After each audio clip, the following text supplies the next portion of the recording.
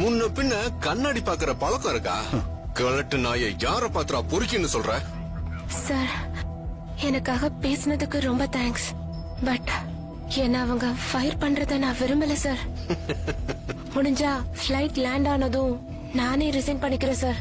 நீயே ரிசைன் பண்ணணும். அப்படி ரிசைன் பண்றதா இருந்தா இவன் பண்ணணும். நான் ரிசைன் பண்ணுமா? நான் இந்த ஏர்லைன்ஸோட ஜெனரல் மேனேஜர், புரியுதா? என்ன வேலையை விட்டு தூக்கணும்னா அது ஒருத்தரால மட்டும்தான் முடியும். அது இந்த கம்பெனியோட சிஇஓ. நான் தான் அந்த ஜெகதீஷ்னே தெரியாம என்கிட்டயே சவுண்ட் விடுறியா? நான் தான் அந்த ஜெகதீஷ்னே தெரியாம என்கிட்டயே சவுண்ட் விடுறியா? இன்னும் கொஞ்ச நேரம் இவன் கூட விளையாடுவோம், நமக்கும் கொஞ்சம் டைம் பாஸ் ஆகும். ஜெகதீஷா? யார் அவரு?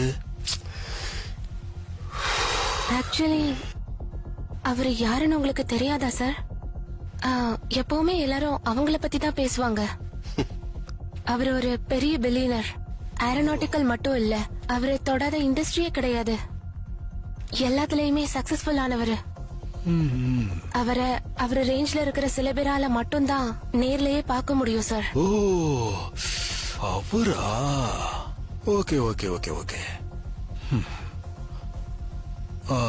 உங்களுக்கு அவரை தெரியுமா பிரதர்? தெரியும் மாவா. நான் அந்த கம்பெனியோட ஜெனரல் மேனேஜரா. என் அங்கிள் இன்னைக்கு அவரை பார்க்க தான் கூட்டிட்டு போயிட்டு இருக்காரு. அதுவும் இந்த பிளைட் போய் லேண்ட் ஆன உடனே. நாங்க பெரிய பெரிய பிசினஸ் பத்தி எல்லாம் டிஸ்கஸ் பண்ண போறோம். அதெல்லாம் உன்ன மாதிரி பரதேசிக்கு எப்படி புரியும்? ஓ வாவ். அப்புறம் ஆமா, அந்த அங்கிள் யாரு? இந்த ஏர்லைன்ஸோட சிஇஓவே அவர்தான். கேள்விப்பட்டதில்ல? மிஸ்டர் ராகவன். ஏய், உன்கிட்ட தான் பேசிட்டு இருக்கேன். சிரிக்கிற?